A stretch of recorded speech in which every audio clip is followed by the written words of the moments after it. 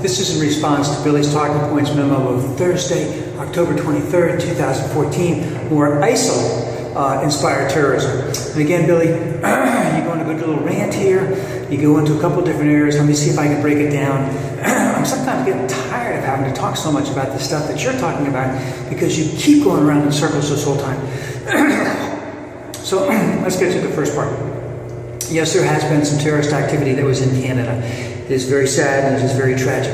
The thing is, what are the deeper causes of all of this? How can we, the United States, work with Canada, work within our own borders, work with Canadians to make that threat diminish? As has been said for many years, that the biggest concern that they have in terms of this is that lone wolf who will run out there, who's been inspired by all this stuff on the internet, will run out there and do all this stuff.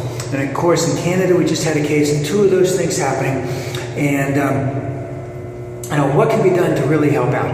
Well, of course, there can be a lot of things that can be done. But right now, it's very difficult in the United States to get any money for anything. I know that we can pay more money for war because that's what the Republicans love, is more war. But what can really be done? All right, let's go back to what you had to say in terms of, you said that we could crush ISIL. We should defeat these, just crush and obliterate these savages. And of course, I can agree. Now, I keep track of your show quite a bit. I don't necessarily watch every single one of them. I think you've talked about it quite a bit. I would like to know your specific end game in terms of how you're going to rout and butcher and kill these savages in whatever amount of time you think it takes. 1 month, 2 months, 3 months, whatever. I want to know your exact reasoning.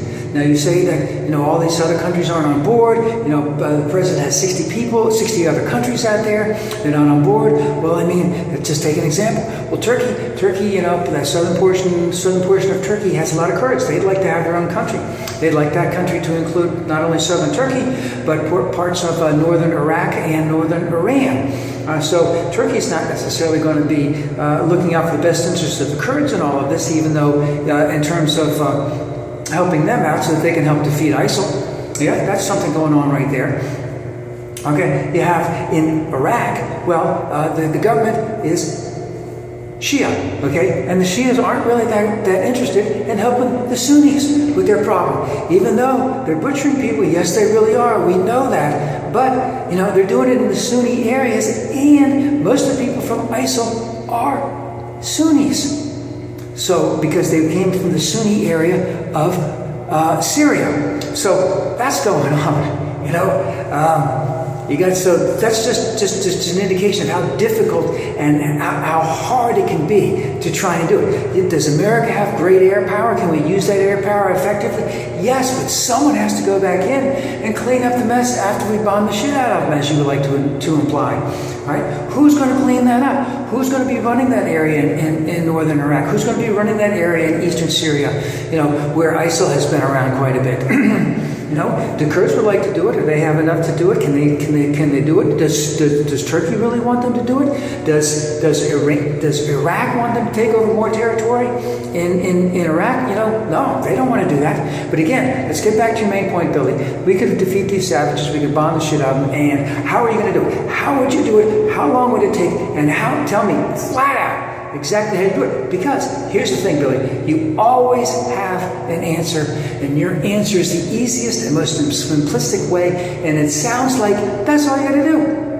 And it's not how you're going to do it. It's not how it's going to happen. President Obama said it was going to possibly take years. Would I like to see it come out a lot faster? Yes, I would, but it isn't. That's just the way things are going to be. That's a different part of the world we don't have any control over. And here's the other thing. We're getting back to those two latest instances of terrorism. Right? What's the best thing we can do in the United States to help out? Let's have more jobs so that all Americans have jobs, and so that people who are coming here from those other countries, whether they be from Pakistan, Iran, Iraq, or Syria, Lebanon, Sudan, all those other ones, Algeria, Libya, etc. If they all have good jobs, so they're not interested in what's going over there.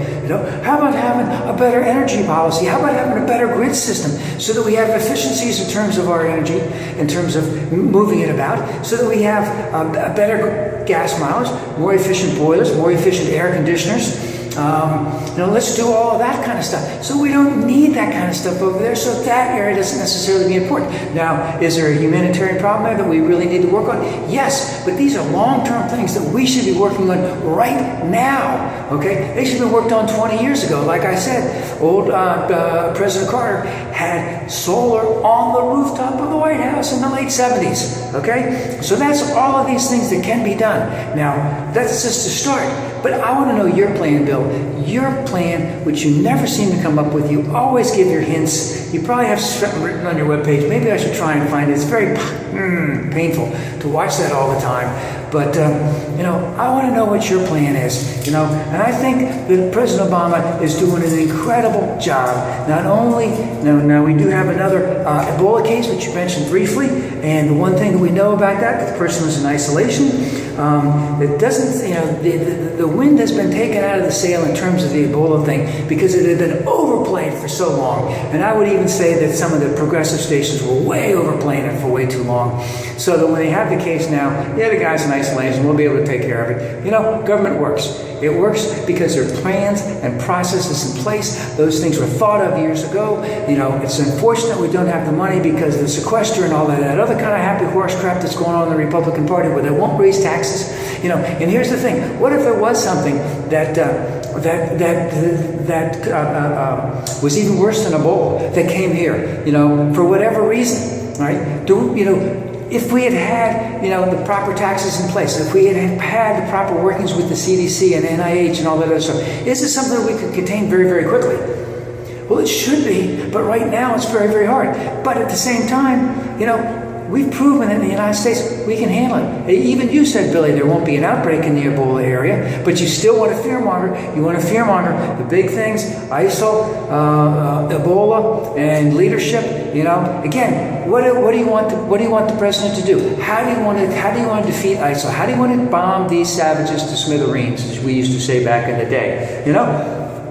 Show some leadership on your part. Show how it can be done. Instead of giving us all the negative about no great leadership, we can't, fear-mongering about Ebola, and ISIL again going after, continuing to do its ranting and raving, because that's the only way you can get its message across is to do that. What can you do to make it better? I want a detailed plan from you, Billy. I want it tomorrow.